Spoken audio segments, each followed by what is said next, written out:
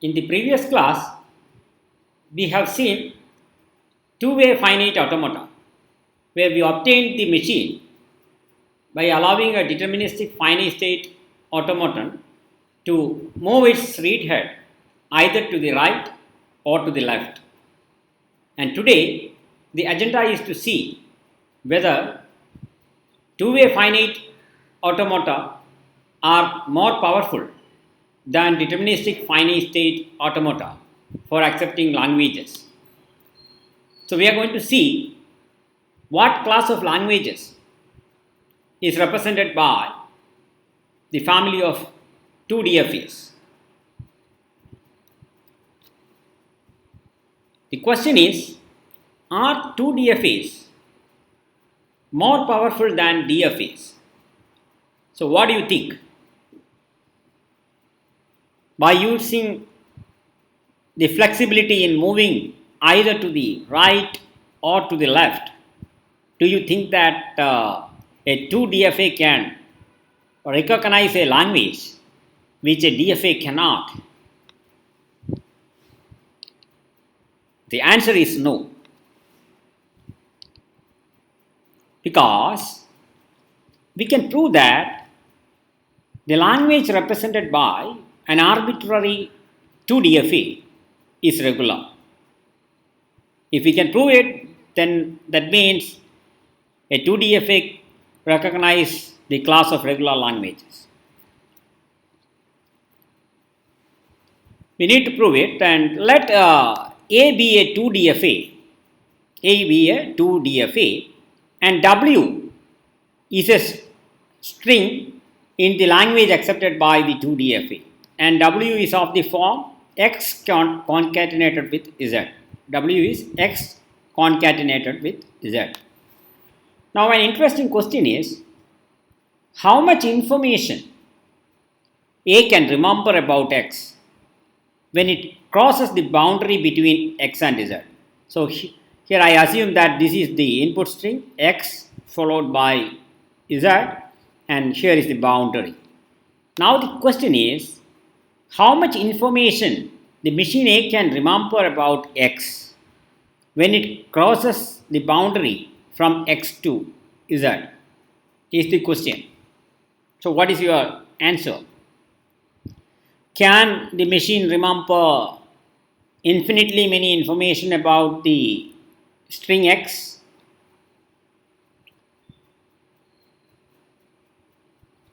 The answer is finitely many.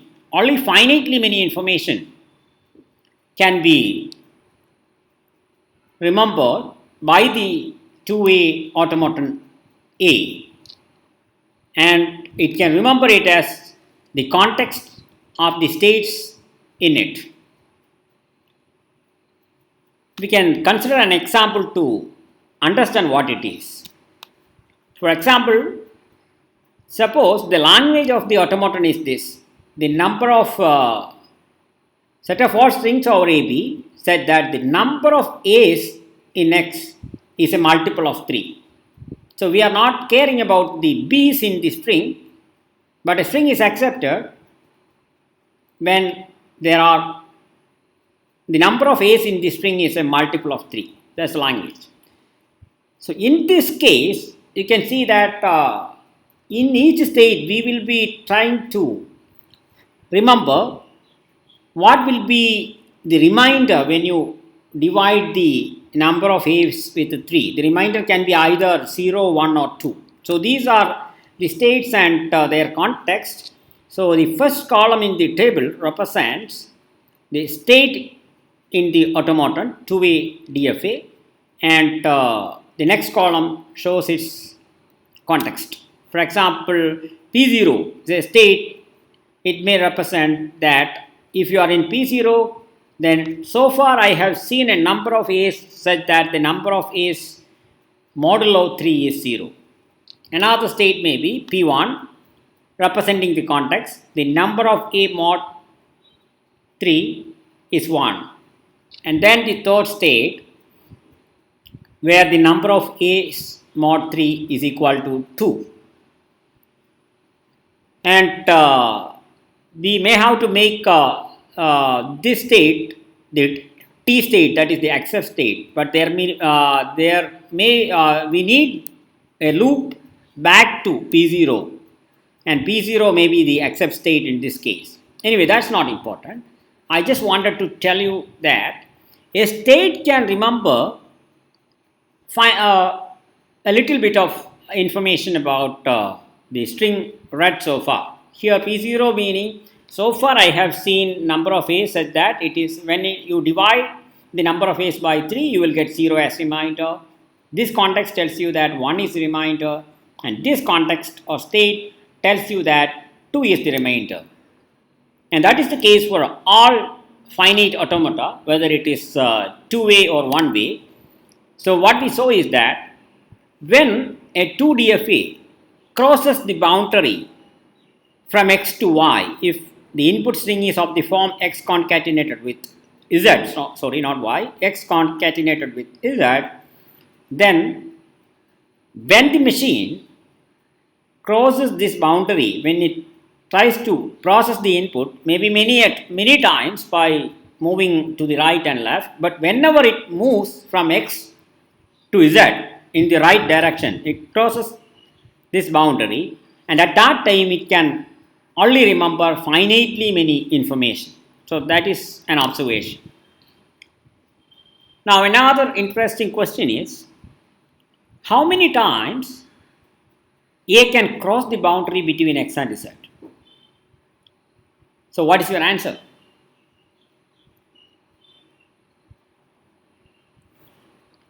The answer is infinitely many times. It doesn't matter, maybe in a loop you can go to the right, come back to the left, and you can repeat it for hour. So infinitely many times you can cross the boundary.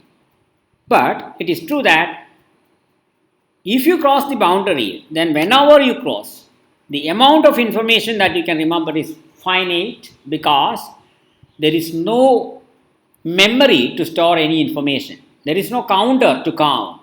There is no intermediate storage. So it can only remember a little bit of information about the string read so far as the context of the states in the automaton, and therefore the information remembered is only finitely many, because there are only finitely many states in a two-way DFA. We can try to understand more about it. Here the question that we are asking is, what a 2 DFA A can remember when it crosses the boundary between x and z. We are assuming that the input to the two-way DFA A is xy, where x is this red string and x is z is this blue string. So we need to store the data which it can remember when it crosses the boundary between x and z. So you know that initially it needs to start with the start state of the automaton S, and if it crosses the boundary, maybe for the first time it do it like this.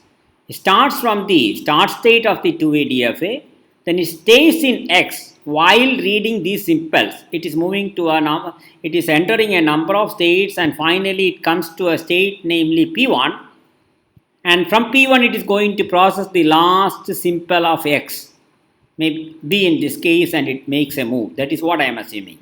So I am assuming that this is the first, I am assuming that it is crossing the boundary, then the first time it will do so like this. Beginning from the start state, it goes through a number of states and finally it crosses the boundary. And it doesn't matter what, in which state you are crossing. I am just calling it as P1. P1 means the first time from P I am crossing it. That's it. Any name. And what can happen after this? After this, the machine should process this impulse in Z. So maybe the machine will stay here for some time in Z and again crosses back to X. Because any number of times you can move right or left, so it can certainly be come to the left side later. So it stays here for some time. This blue path means the automaton is scanning impulse from Z, and finally it comes back, and maybe when it processes the first simple of z, it goes back to x again. And then what can happen? If you want, or if the machine the machine can go back to z again. So it stays back here for some time, and finally it goes again to z. In that case also is very similar. It comes to another state. This is an assumption, and then it crosses the boundary. And this, now you observe that this state P2 will be dependent only on the string x, that is this red string, because this move is taken by processing the first symbol of z. So after that, this sequence of moves is completely decided by the string x. Is independent of the string z. But Q1 is playing a role, because maybe Q1 is saying that the number of a's modulo 3 is 2. Suppose that is what Q1 is saying. Then that is important. Now this state, the context of this states depends on how many a's you are processing in x. Not only on that, but the context of this state also. So this state is also important. Now it can go like that. Okay, another round it completes, and it goes like that. That's it. Okay, so what we are trying to understand is what it can remember when it crosses the boundary between x and z. And what is important now is these states, if it comes back to the side x from z, from a state q1, and then it comes all the way like this and to P2, and again crosses this boundary, and it can proceed like this. And suppose that it happens like this, that is after P2 it goes to z, and in z it makes a path and comes back to q1 itself. Then what will happen? It's a deterministic machine. Then this will form a loop, and this will happen forever. The machine will loop like this forever. Okay, but as many states are there, it can go like this, or there may be a loop. That is the basic case. Now I am claiming that I can remember the information that these states are remembering in a table, or I can record this information in a table. For example, a table for x concatenated with y, where I am trying to remember what information that the 2DFA can remember when it crosses the boundary from x to z, that is txz. For example, so how can you remember this? Now the other part is not relevant. I am only looking at this part. That is, from the z side, I came into the x side when I was in the state q1. That's the meaning. That is, the last state in the z side was q1. Then I came into x. And within x, I processed a number of simples, maybe by moving right or left. And finally, I came to a state P2. And then I am crossing the boundary again. And this can be represented by a row in this table. That means, this means that the first column means that from the right side, that is from z, I moved into x while I was in the state q1. And later, I have crossed the boundary again while I was in P2. That's it. So the second column represents the state in which I crossed the boundary from x to z. And the first column represents the state in which just before I crossed from right to left, in the previous lap, in which state I crossed the boundary from z to x is what is represented in the first column.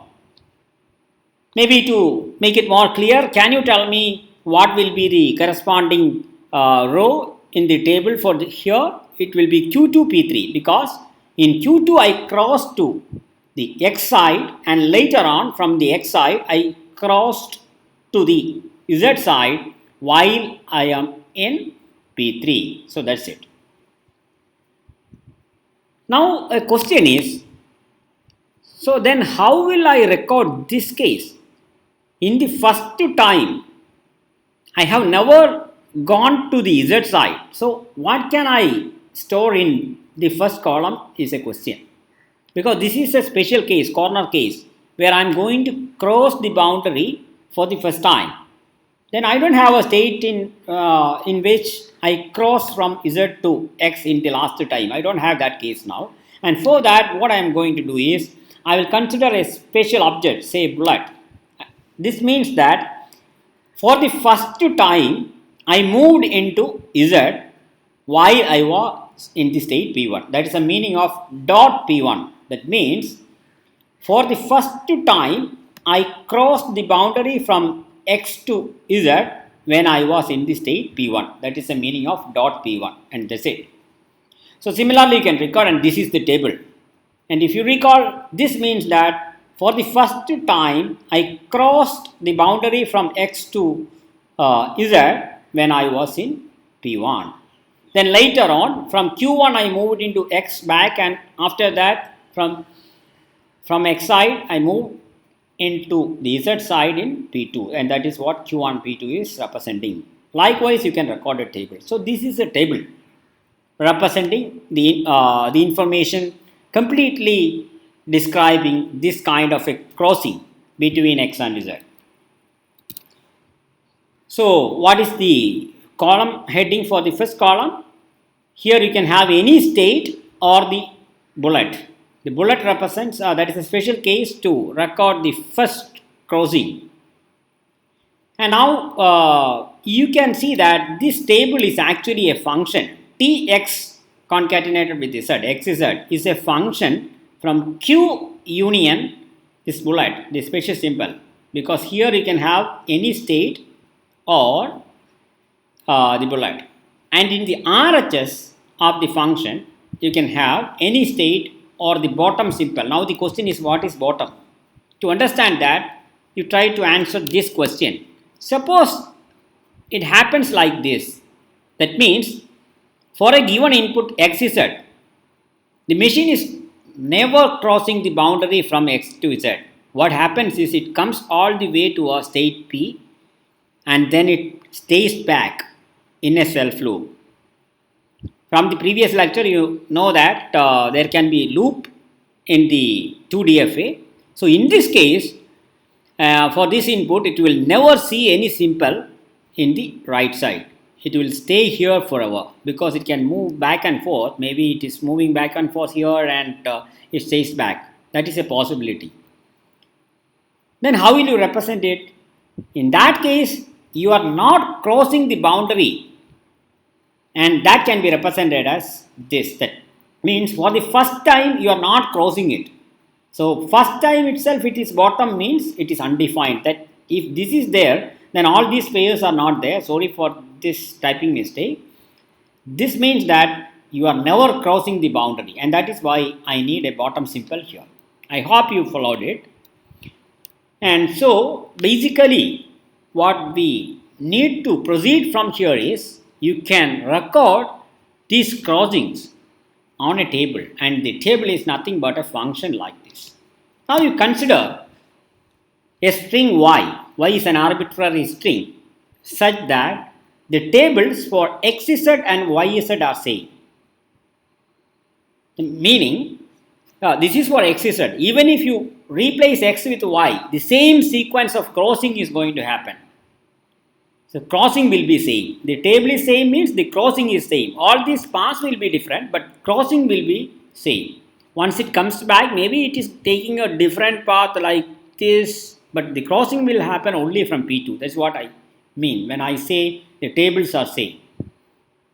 Okay, so I am taking an arbitrary string such that the tables for xz and yz are same. If this is the case, you can see that x and y are satisfying a very nice relationship between them. And now suppose this is the case, y is a string for which the tables xz and table for yz are same. And now you assume that the string XZ, that is the input string, is in the language. Then why is it in the language? By the definition of acceptance for a 2DFA, you know that there exists a path from the start state to the accept state T. So if it is in the language, then by definition of acceptance, that means the path for XZ from the start state goes to the accept state. And now you can see here, where is the accept state? Okay, it may be like this. You are reaching the accept state while you are in X, you are in the X side. Then from the property of a two-way DFA, you know that once you get into T, you will move all the way to the right. So definitely you will cross the boundary. That's guaranteed. So first we are assuming that you are reaching into T when you are in the X side. Other possibility is there that we will consider after this. Okay, this is the first case where you are getting into T while you are in the X side. Then from the property of 2DFA, it is clear that later you will move all the way to the right, and hence definitely you are going to cross the boundary. And if you cross the boundary like this, then what will be there on this table? Q2T will be on this table, right? Now you know that the tables are same for both XZ and YZ. That means for even YZ, you will have this entry in the table. So what does it mean? Even for Y, from Q2 you will come back to Y, and from Y you will cross the boundary in the state T. That means even in the case of Y, you are going to hit the state T. So there exists a path going to T for, the path for YZ is going to T. Maybe these two are different paths, that is fine. But because the tables are here same, then T is reached, and hence you can say that YZ is in the language. So when the tables for XZ and YZ are same, and when XZ is in the language, the first case we assume that the T is reached when you are in X. In that case, YZ is in the language is what we have seen. Now you consider the other case. XZ is in the language, and hence here there is a path like this. And now suppose that this T is reached while you are in the Z side. This is the case. You know that once you reach into T in the Z side, you will you retain the state and you move all the way to the right. So you will never move to the X side in that case. So what will happen in that case? You can see. You trace back and see from where you crossed this boundary for the last time. If you trace back, you will get something like this. Maybe you came into a state namely Pn and you crossed the boundary. And before that you trace back and see that okay, Qn minus 1 is the state previous to which you came from this. Or it may be even the start state, that's fine. Then you will get this dot, otherwise you will get Qn minus 1. So if this is the case, then you have this pair Qn minus 1 Pn in the table. And since these tables are same, now the same thing will happen for even Y. Even for the string Y instead of X, what will happen is this crossing will happen for Y also from Pn. And after this, you know that the blue path is depending only on the string Z and Pn.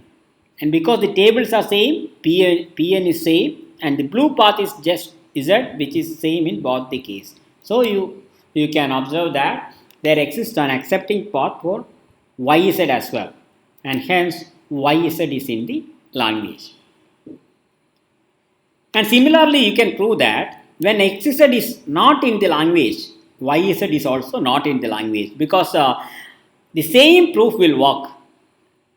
You know that for even the reject state, once you get into that, you will move all the way to the right. So the same argument works here as well, and hence you can prove that when XZ is not in the language, then YZ is also not in the language. Okay, so I think now it is enough for us to answer this question. What language is accepted by a 2DFA? That's a question. And recall what we did.